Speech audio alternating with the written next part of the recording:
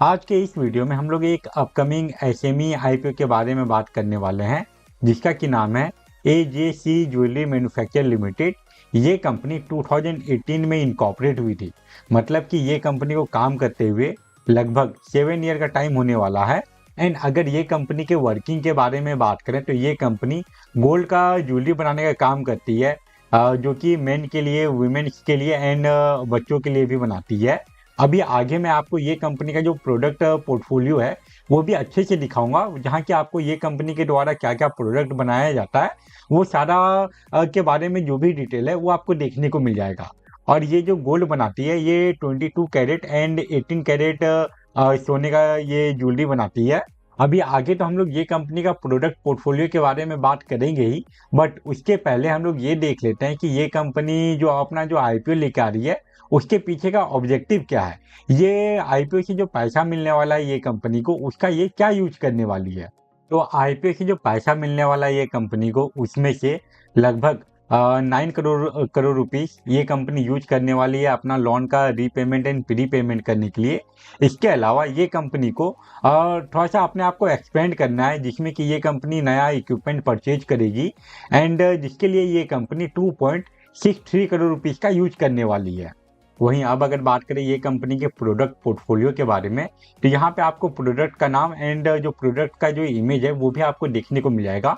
मैं यहाँ पे एक एक करके स्क्रॉल डाउन करते जाऊँगा एंड आप जो भी ये कंपनी के द्वारा जो प्रोडक्ट बनाया जाता है उसका आप डिटेल देख पाएंगे एंड साथ ही साथ उसका जो इमेज है वो भी देख पाएंगे। मैं यहाँ पे सिंपली एक एक करके स्क्रॉल डाउन करते जा रहा हूँ, जो कि आप ये कंपनी के द्वारा जो भी प्रोडक्ट बनाया जाता है वो सारा प्रोडक्ट को आप देख पाएँ।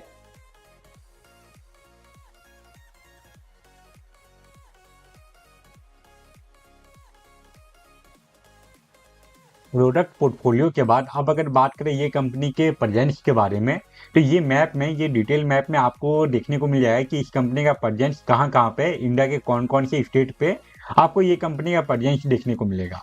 इसके अलावा इंडिया के बाहर आपको ये कंपनी का प्रेजेंस यूएई में भी देखने को मिलता है। तो ये सारे कंपनी डिटेल के बाद अब हम लोग बात करते हैं ये कंपनी का जो आईपीओ आ रहा है उसके बारे में। तो अगर ये कंपनी का आईपीओ डिटेल देखें तो इसका जो टोटल इश्यू साइज है वो हम लोगों को 15.39 करोड़ का देखने को मिल जाता है, जिसमें कि कोई भी ऑफर फॉर सेल नहीं है, सारा का सारा फ्रेश इशू है। वहीं बात करें इसके इशू प्राइस के बारे में, तो इसका जो अपर कट ऑफ है वो 95 रुपीज़ पर शेयर का रखा गया है एंड ये आईपीओ के एक लॉट में आप लोगों को 1200 शेयर मिलेगा। दैट्स मीन अगर आप लोगों को ये आईपीओ में अप्लाई करना है तो उसके लिए जो आपको जो कैपिटल रिक्वायरमेंट पड़ेगा ये 1,14,000 रुपीज़ का पड़ जाएगा। इसके अलावा ये आईपीओ का जो फेस वैल्यू रखा गया है वो 10 रुपीज़ पर शेयर है एंड रिटेल इन्वेस्टर लोगों के लिए ये आईपीओ में 35% का शेयर रिजर्व है। वहीं अब अगर बात करें ये आईपीओ के इंपॉर्टेंट डेट के बारे में, तो इसका जो बिडिंग ओपनिंग डेट है वो है 23 जून एंड 26 जून तक आप ये आईपीओ में अप्लाई कर पाएंगे। उसके बाद इसका जो अलॉटमेंट आने का जो डेट फाइनलाइज किया गया है वो है 27 जून एंड अगर आपको इस आईपीओ का अलॉटमेंट मिल जाता है तो फिर 30 जून को जो शेयर है वो आपके डीमैट अकाउंट में ट्रांसफर करवा दिया जाएगा एंड इन केस अगर अलॉटमेंट नहीं मिला तो फिर 30 जून को ही जो रिफंड है वो इनिशिएट करने का डेट फाइनलाइज किया गया है। उसके बाद इसका जो स्टॉक मार्केट में लिस्टिंग डेट है वो है 1 जून। ये सारे बेसिक डिटेल के बाद अब हम लोग चलते हैं ये वीडियो के इंपॉर्टेंट पार्ट पे, जो कि है ये कंपनी का फाइनेंशियल परफॉर्मेंस। ये कंपनी के फाइनेंशियल परफॉर्मेंस में हम लोगों को फाइनेंशियल ईयर 2022 से लेके फाइनेंशियल ईयर 2024 तक का कंप्लीट डाटा दिया गया है। इसके अलावा फाइनेंशियल ईयर 2025 का 9 मंथ का डाटा दिया गया है एंड अगर हम लोग ये कंपनी का जो रेवेन्यू एंड नेट इनकम का अगर ब्रेक डाउन करें तो 2022 में ये कंपनी का जो रेवेन्यू था ये 127 करोड़ से भी ज़्यादा का था, जो कि 2023 में इंक्रीज होके 194 करोड़ से भी ऊपर पहुंच गया। इसके बाद 2023 से लेकर 2024 के बीच में हम लोगों को ये कंपनी के रेवेन्यू में एक बड़ा इंक्रीमेंट देखने को मिलता है एंड ओवरऑल ये कंपनी का जो रेवेन्यू है वो हम लोगों को 245 करोड़ से भी ज़्यादा का देखने को मिल रहा है। वहीं बात करें फाइनेंशियल ईयर 2025 का 9 मंथ के डाटा के बारे में, तो उसमें ये कंपनी अभी 175 करोड़ से भी ज़्यादा का रेवेन्यू जनरेट कर चुकी है। और अगर पूरा साल का डाटा ऐसा ही आया तो ओवरऑल इस साल का जो इसका रेवेन्यू होने वाला है वो आप लोगों को 240 से लेके 250 करोड़ के आसपास का देखने को मिल जाएगा। मतलब कि ज़्यादा चांसेस है कि ये साल में ये कंपनी के रेवेन्यू में हम लोगों को ज़्यादा बड़ा इंक्रीमेंट देखने को ना मिले। वहीं बात करें ये कंपनी के नेट इनकम के बारे में, तो 2022 में ये कंपनी का जो रेवेन्यू नेट इनकम था ये 1.06 करोड़ का था, जो कि 2023 में इंक्रीज होकर 2.04 करोड़ का होता है। उसके बाद 2024 का जो कंप्लीट डाटा आया उसमें ये कंपनी का जो नेट इनकम है ये हम लोगों को 3.32 करोड़ का देखने को मिल रहा है। एंड अभी का अगर 9 मंथ का अगर डाटा देखें तो उसमें ये कंपनी ऑलरेडी 1.85 करोड़ का नेट इनकम जनरेट कर चुकी है। एंड ये कंपनी के फाइनेंशियल परफॉर्मेंस देख के हम लोगों को ये लग रहा है कि 2022 से लेके 2024 तक लगातार ये कंपनी के रेवेन्यू एंड नेट इनकम दोनों में ही हम लोगों को अच्छा इंक्रीमेंट देखने को मिला था। बट जैसा ये कंपनी का जो डाटा हम लोगों को फाइनेंशियल ईयर 2025 का 9 मंथ में देखने को मिल रहा है, वो सब को देखते हुए यही लग रहा है कि ये साल ये कंपनी के रेवेन्यू एंड नेट इनकम में उतना बड़ा ग्रोथ देखने को ना मिले।